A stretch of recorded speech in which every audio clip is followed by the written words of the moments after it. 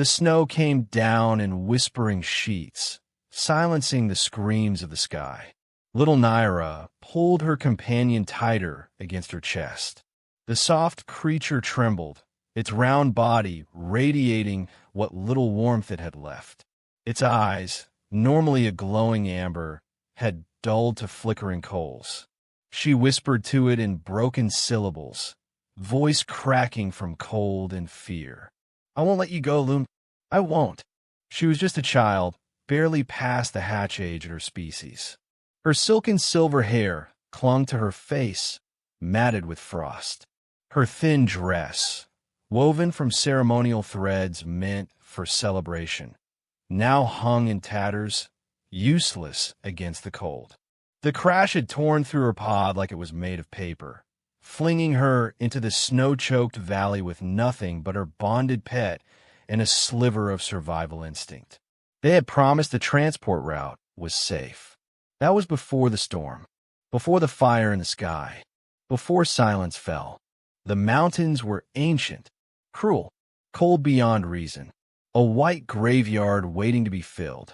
Lumi squeaked weakly, its glowing eyes blinking slowly like a failing star. Naira tucked it deeper into her arms and tried to curl her frozen legs tighter. They didn't respond. She wanted to cry, but even her tears had turned to ice. Far above, through a break in the clouds, a human scout ship caught the distress beacon. Commander Elias Morrow didn't usually deviate from routine patrols.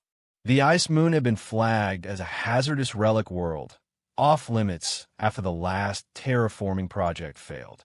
But something in the weak signal, broken, alien, desperate, gripped him.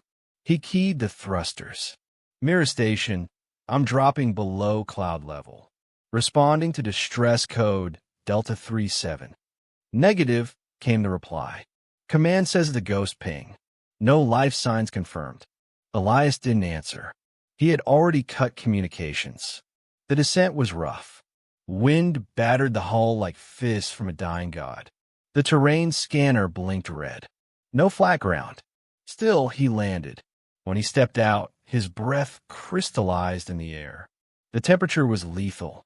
Even in full suit, he felt the bite. Snow held around jagged peaks. The world looked like it had forgotten life existed.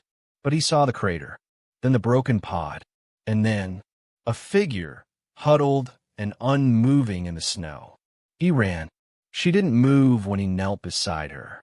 The creature in her arms blinked once, then went still. The child's skin was the color of frost-bitten moonlight. Her lips were blue. Her eyelids fluttered as if dreaming. "Hey," he said, not expecting a response. "You're not dying today." He gathered both girl and creature into his arms. They were light, too light.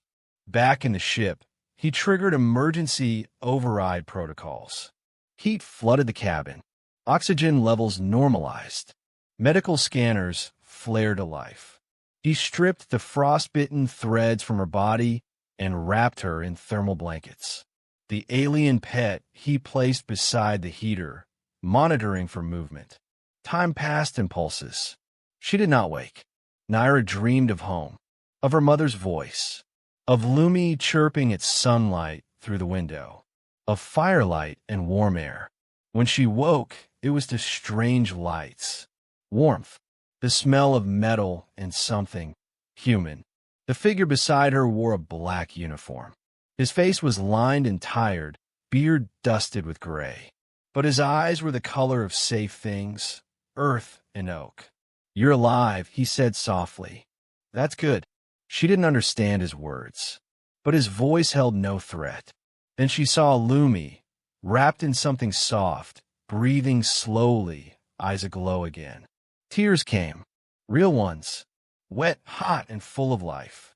Over the next hours, she watched him move about the ship.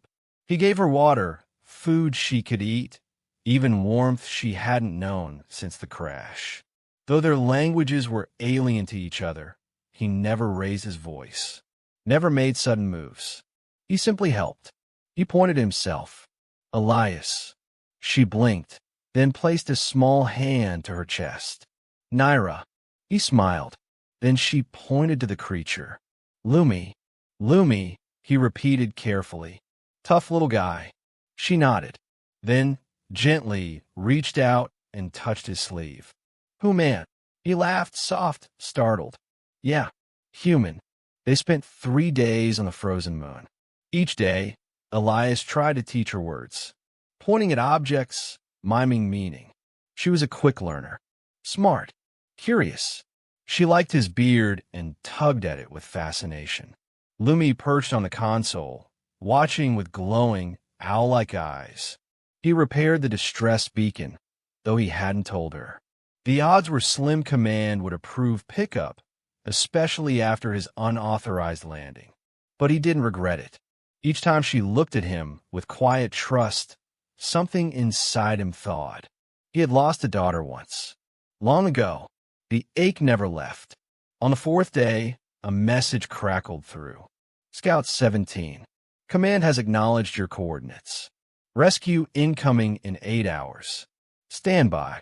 Elias stared at the screen. They weren't sending a welcome crew. It would be a reclamation unit. Scientists. Protocol teams. People who would see Naira as a specimen, not a survivor. He looked at her, curled beside Lumi, humming something soft and ancient. She had survived hell, and now he was supposed to hand her over? No. That night, he packed the ship. Naira watched, confused, until he knelt before her. He pointed at her, then at himself, then to the stars beyond the viewport. You come with me, he said. She tilted her head, uncertain. Then he reached into his coat and pulled out something, an old photograph.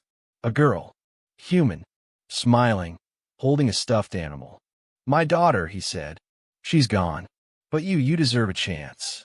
Naira didn't understand the words, but she understood the feeling. She took his hand. Go, she said softly.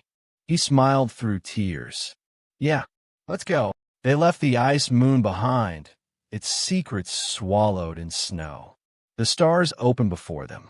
In time, Naira learned his language. In time, he learned hers.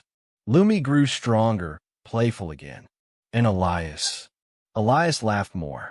She called him Solon, which in her tongue meant shelter father. He called her Hope, and the galaxy, vast and broken, felt a little warmer.